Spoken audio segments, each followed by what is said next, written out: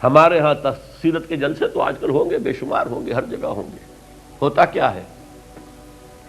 آپ کی عظمت بیان ہو رہی ہے، آپ کی کالی کملی کا تذکرہ ہو رہا ہے، آپ کی سرمئی آنکھوں کا حسن بیان کیا جا رہا ہے، آپ کی زلفوں کی یہ ہے، یہ تو نہیں ہے،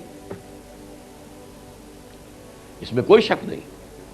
تمام انبیاء اور رسول کو جو کمالات عطا ہوئے، محمد کو وہ سب عطا ہوئے صلی اللہ علیہ وسلم.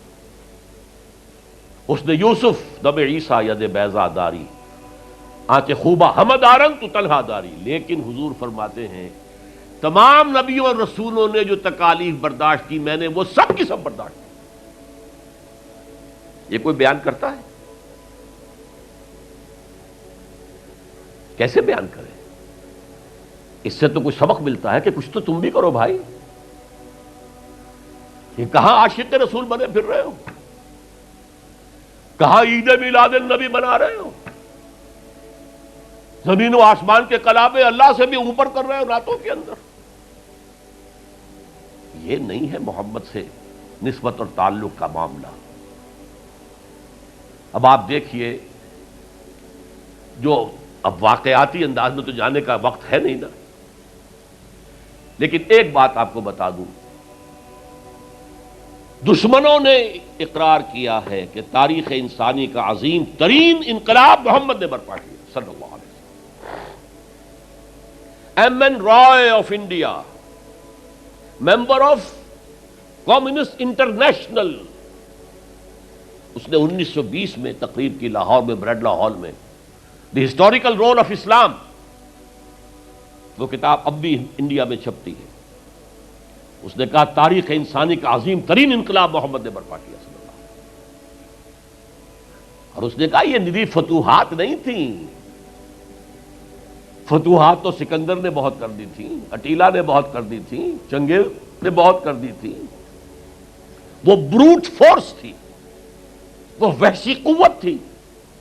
اور محمد کی فتوحات اور ان کی امت کی فتوحات سے نئی تہذیب دنیا میں آئی، نئی روشنی دنیا میں آئی، نئے علوم ایجاد ہوئے، دنیا منور ہو گئی.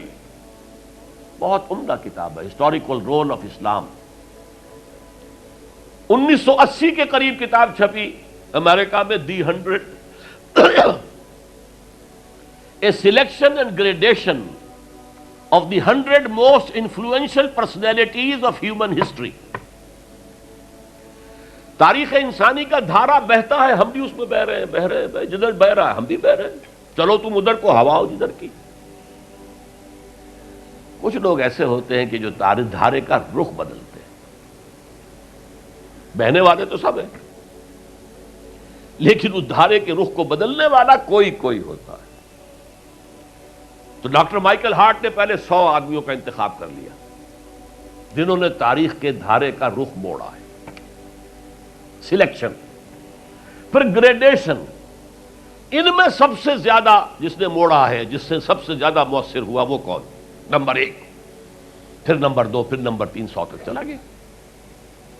نمبر 1 پر حضور کو لا رہا ہے. عیسائی ہے اور ابھی تک کوئی اطلاع نہیں ہے اس کے اسلام لے آنے کی. زندہ ہے، مینہٹن میں رہتا ہے. اس نے پھر اس کی وجہ بیان کی کہ naturally I own an explanation. Jesus کو جسے خدا مانتے ہیں اسے نمبر 3 پہ لے گیا، حضور کو نمبر 1 پر. اور جواب کیا دیتا ہے؟ ایکسپلینیشن کیا ہے؟ This is because he is the only person supremely successful in both the religious and secular fields. جتنے بڑے لوگ دنیا میں ہیں وہ یا ادھر اونچے ہیں تو ادھر کچھ نہیں، ادھر اونچے ہیں تو ادھر کچھ نہیں.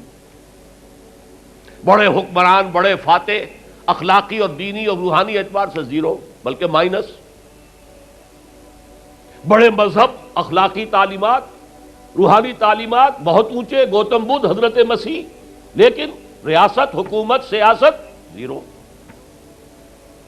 ایک ہی شخص ہے، ایک شخص ہے. کتنی بڑی سچائی اس کے قلم سے نکلی ہے. دی only person supremely successful in both the religious and the secular fields.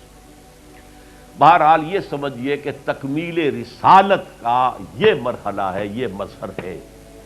اگر حضور نے اس کو قائم کر کے نہ دکھایا ہوتا تو کہا جا سکتا تھا کہ ٹھیک ہے جی نظام تو بڑا اچھا ہی ہے، لیکن یہ انہونی بات ہے، بھلا کوئی بات ہے؟ سید القوم خادمہم، قوم کا سردار خادم ہوتا ہے، شاعری ہے یہ، اچھا شعر کہہ دیا ہے۔ لیکن محمد نے وہ نظام قائم کیا جہاں ابو بکر اور عمر خادم تھے، چٹائیوں پر بیٹھتے تھے، پیوند لگے ہوئے کپڑے پہنتے تھے، رات کو گشت کے دوران کسی عورت کے کراہنے کی آواز آئی ہے، پتہ کیا، معلوم ہوا کہ درد ذہن میں ہے اور کوئی اٹینڈ کرنے والا نہیں ہے، فوراً گھر گئے، اپنی بیوی کو لے کر آئے، فرسٹ لیڈی، اور اس نے مڈ وائف کا کام کیا ہے۔ ایک اور جگہ دیکھا، بچوں کو رونے کی آواز آئی، پوچھا کیا ہے؟ ماں نے کہا کہ میرے پاس کھانے کو کچھ نہیں ہے، بچے بھوک سے بلک رہے ہیں، اور میں نے یہ صرف ہانڈی چڑھا دی ہے چولہے کے اوپر کے دھوکہ دینے کے لیے کہ کچھ پکا رہی ہوں، تھوڑی دیر میں روتے دھوتے سو جائیں گے۔ کانپ گئے، گئے بیت المال، وہاں سے ایک بوری آٹے کی لی، اپنے کندھے پر، غلام سے کہا میرے کندھے، اس نے کہا میں نہیں چلتا ہوں حضرت۔ نہیں نہیں، قیامت میں تم میرا بوجھ نہیں اٹھا سکو گے۔ اپنے کندھے پر بوری لگ کر گئے ہیں، وہاں جا کر کھانا پکوایا ہے۔ یہ سید القوم خادم ہوں، کبھی دیکھی تھی دنیا نے یہ بات؟ قائم کر کے دکھایا ہے، نوع انسانی پر حجت قائم کی ہے۔ مائیکل ہارٹ نمبر 1 پر لا رہا ہے، آپ غور کیجیے۔ ایچ جی ویلز کی بھی اب وقت نہیں ہے میرے پاس، میں نے وہاں تقریر کے اندر پوری واضح کی یہ بات، اس کی شہادت، حالانکہ وہ شاتم رسول ہے، حضور کو گالیاں دی ہیں اس نے، بالکل رشدی کی طرح، اور تسلیمہ نسرین جو ہے بنگلہ دیش کی اس کی طرح، لیکن ایک اعتبار سے گھٹنے ٹیک کر حضور کی مدح کرنے پر مجبور ہے۔ تو یہ اصل میں بات تکمیل رسالت ہے، پیش کر دینا، پہنچا دینا، وما علینا الا البلاغ، یہ بھی رسالت کا معاملہ ہے، یہ ابتدائی مرحلہ ہے۔ اس نظام کو قائم کر کے دکھانا، انقلاب برپا کرنا، اس کو چلا کر دکھانا، چاہے وہ 30 برس رہا، لیکن دنیا کا کوئی دوسرا نظام تو ایک دن بھی قائم نہیں ہوا۔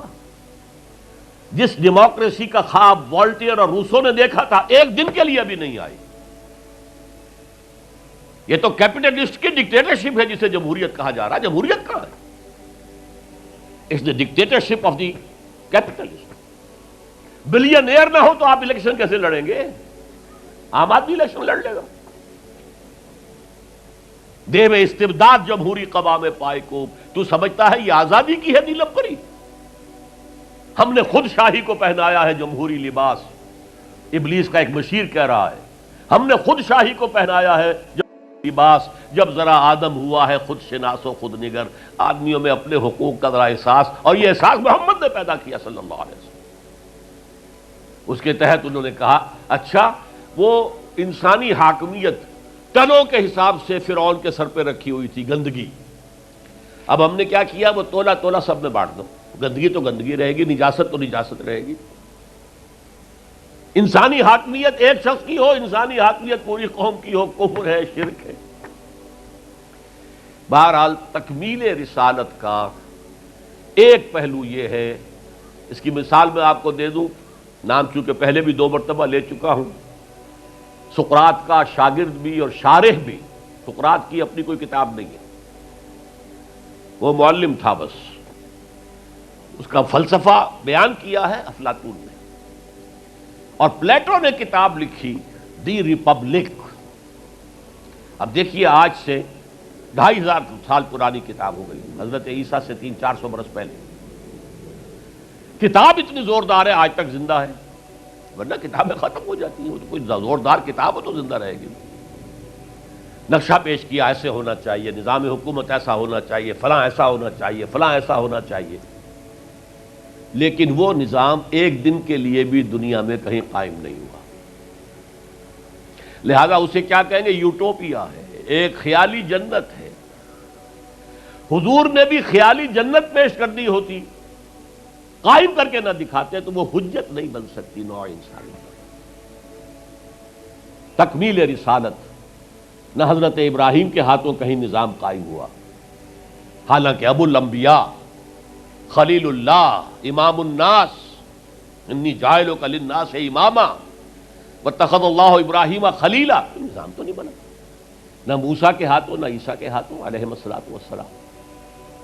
یہ صرف محمد الرسول اللہ صلی اللہ علیہ وسلم کا مقام ہے کہ آپ نے ایک عظیم انقلابی جد و جہد، میری کتاب لے کر پڑھ لیجئے اگر تقریریں نہ سنی ہو، تقریروں میں مختصر مفصل منہج انقلاب نبوی، اتنا عظیم کارنامہ، عظیم ترین انقلاب جو برپا کیا 23 برس کے اندر حضور نے، تو اس کے منہج کیا تھا، منہاج کیا تھا، طریقہ کار کیا تھا، اسے سمجھیے۔ منہج انقلاب نبوی میری کتاب ہے، 400 صفحے کی، سیرت کا انالیسس ہے، سیرت کا 6 steps of revolutionary process as deduced from the سیرہ of the prophet، اس کو فلسفہ سیرت کہیں گے ہم، تو پڑھیے اس کتاب۔